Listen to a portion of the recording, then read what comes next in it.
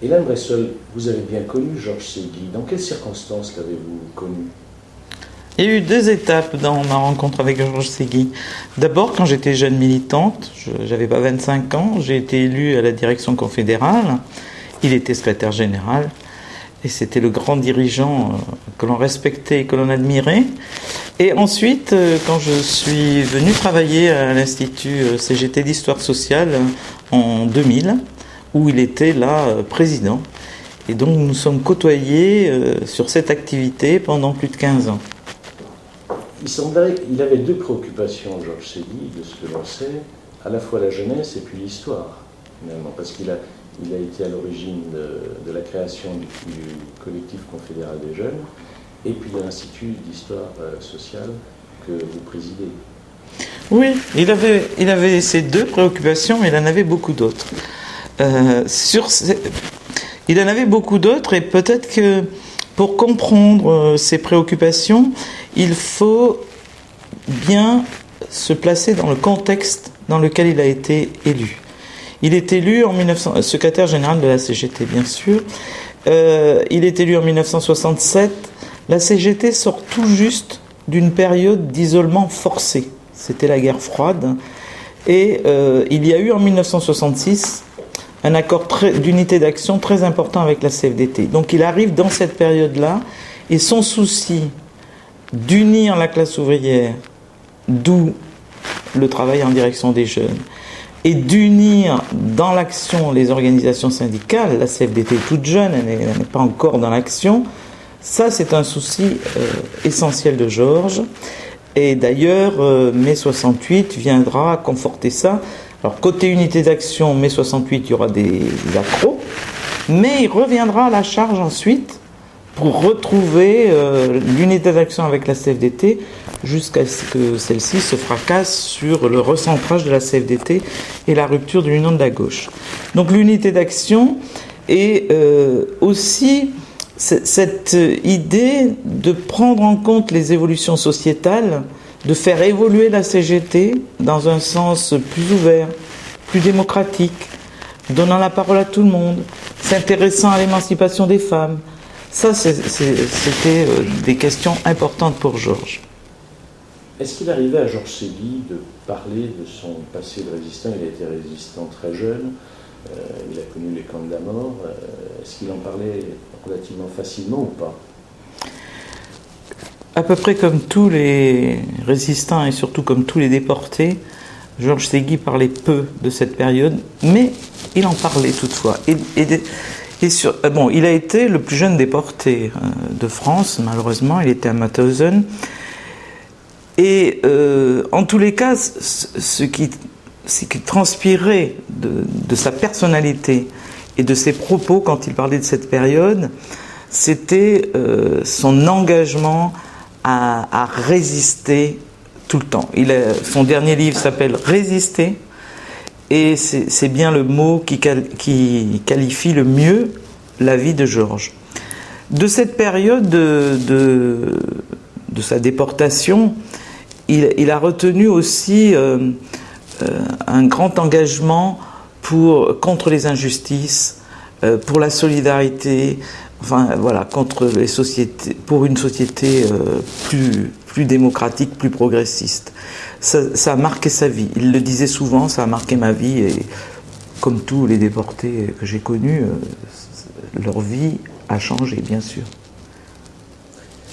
Et revenons à une période plus récente, donc vous l'avez surtout connu après qu'il ait quitté ses responsabilités de secrétaire général en 1982. La création de l'Institut d'Histoire sociale remonte à quand alors? Alors oui, en effet, je l'ai côtoyé de beaucoup plus près à partir du moment où j'ai travaillé moi-même à l'Institut. Georges Ségui, quand il a eu 55 ans, il a prétexté un peu, je dis entre guillemets, son âge pour partir à la retraite, parce que c'était l'âge officiel du départ à la retraite des cheminots. C'est pas toujours fréquent, ça. Ce n'est pas fréquent, et bon, dès qu'on s'intéresse un petit peu à l'histoire de la CGT de cette période, on voit bien qu'il y avait d'autres raisons. y compris des désaccords politiques. Bien. Donc, mais quand il avait en tête, depuis bien avant son départ, il avait en tête que le mouvement ouvrier en général, et la CGT en particulier, ne s'intéressait pas assez à son histoire, à son expérience. Parce qu'il a toujours pensé que dans l'expérience, il y avait des éléments pour éclairer l'activité présente. Et que donc, il valait mieux les connaître. Et c'est conseillé par des amis historiens, des scientifiques, qu'il s'est dirigé vers l'idée de créer un institut d'histoire sociale. De plus, quand il quitte la CGT, quand il quitte le secrétariat général de la CGT en 1982, la CGT s'apprête à quitter son siège quasiment historique de la rue Lafayette à Paris pour venir s'installer à Montreuil. Et il n'y a rien de plus dangereux pour les archives et l'histoire qu'un déménagement. Donc il y avait urgence à faire quelque chose. Et donc il a mis en place, il a créé, il a fondé cet institut avec la volonté de travailler avec les scientifiques, d'avoir un réel travail sur l'histoire, de ne pas écrire une histoire officielle, d'examiner, de scruter les périodes, les grandes périodes de la CGT, mais aussi les périodes de difficulté, parce qu'on apprend aussi beaucoup des périodes de difficulté, et donc d'ouvrir le travail aux scientifiques, de travailler avec eux. C'est ce que nous faisons depuis 1982 et ça nous réussit bien parce que nous avons un réel travail sur l'histoire qui est reconnu par de nombreux acteurs. Et il semble même qu'au sein de la CGT, il y a un attachement assez grand aux études sur l'histoire de la CGT, du mouvement ouvrier, du mouvement social en général. C'est ce que vous constatez également ? Les militants de la CGT ne s'intéressent pas assez à leur histoire et ils ne la connaissent pas assez. Mais la montée du Front National, surtout, je pense que c'est ça, a amené les militants à réfléchir. Et maintenant, on a quand même quelque chose qui grandit sur le besoin d'avoir des repères sur notre histoire, de mieux comprendre pourquoi les valeurs de la CGT sont celles-là et pas d'autres. Et donc, il y a depuis 2-3 ans un intérêt qui revient pour l'histoire sociale et l'histoire de la CGT. Georges Séguy ne s'est pas contenté d'être à l'initiative de la création de l'IHS, il a suivi ça de très près ou pas ? Il a suivi ça de très près. Bon, alors, évidemment, son travail s'est un peu estompé parce que la maladie est venue, parce que les ennuis familiaux, les drames sont venus. Mais moi, j'ai connu Georges Séguy qui venait régulièrement à l'Institut. Et au début, il habitait en région parisienne, donc il venait vraiment au quotidien, quasiment. Il s'est beaucoup investi dans l'Institut. Et même les derniers temps, quand il venait moins souvent, il prenait toujours des nouvelles de l'Institut, je l'avais au téléphone, nous avions des échanges. Il a toujours été soucieux de ce que nous pouvions apporter aux militants du présent pour qu'ils aient une analyse plus fine, plus pertinente et qu'ils puissent construire l'avenir. Georges Séguy, donc, pour l'avoir côtoyé, quel genre de dirigeant était-il ? Quel genre d'homme était-il ? Ah, c'était un homme adorable, gentil, à l'écoute, blagueur, rieur. Blagueur ? Oui, blagueur, oui, il faisait toujours des blagues. Il n'hésitait pas. On n'aurait peut-être pas cru, oui, blagueur, rieur, aimant trinquer avec nous, avec les copains, et à chaque année, à notre rencontre annuelle, et évidemment, il poussait la chansonnette, il chantait ses Pyrénées, accompagné souvent de son épouse Cécile. Voilà, ça c'est Georges dans l'intimité militante. Après, comme dirigeant, enfin, ma génération, on le connaît, on connaît sa concision, on connaît son sens de la répartie, on connaît sa capacité de synthèse, et même, je vais dire, ces petites phrases, mais c'est pas les petites phrases de la com d'aujourd'hui. Les petites phrases de Georges Ségui, ce sont des phrases cinglantes, marquantes, qui résument sa pensée, son analyse, et qui d'un coup éclairaient la situation pour tous les militants. Voilà.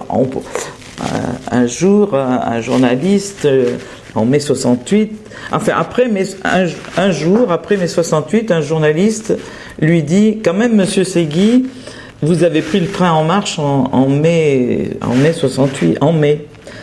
Et Georges répond: on ne peut pas prendre les trains en marche. Et d'ailleurs là, ils étaient tous arrêtés. Bon, voilà, c'est quelques mots et c'est éclairant. Et son attitude avec les dirigeants, avec les militants, quelle était-elle?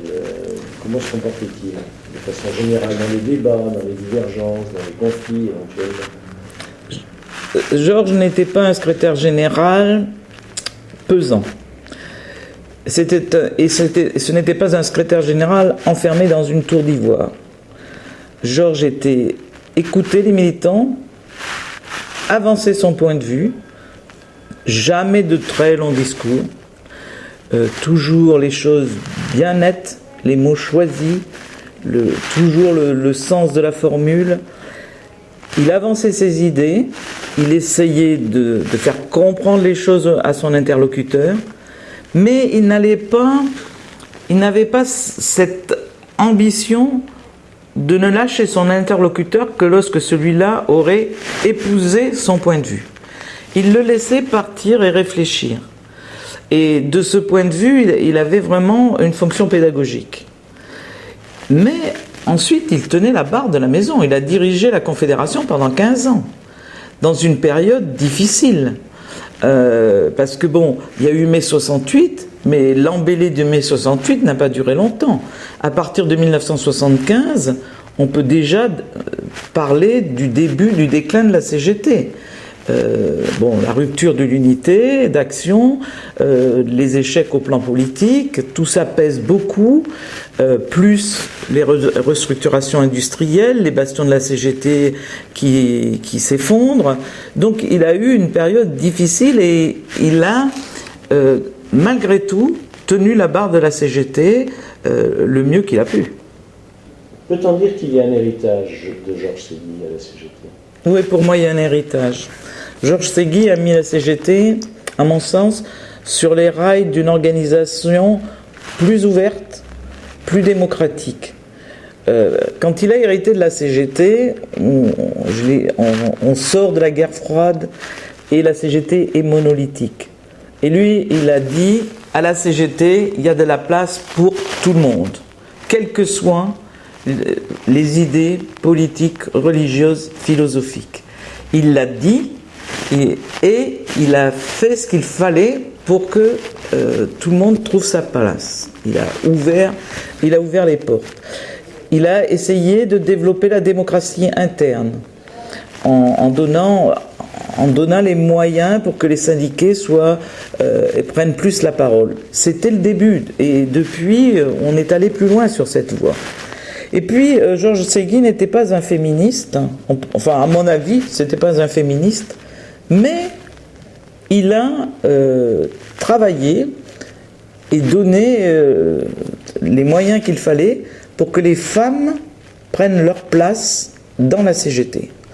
Je peux en témoigner, nous sommes plusieurs femmes à pouvoir en témoigner, et donc ça participait de l'ouverture. Il a aussi beaucoup travaillé sur la jeunesse, en créant le Centre confédéral de la jeunesse, parce que là, il avait compris en 68 que la jeunesse, c'était l'avenir des forces démocratiques de ce pays.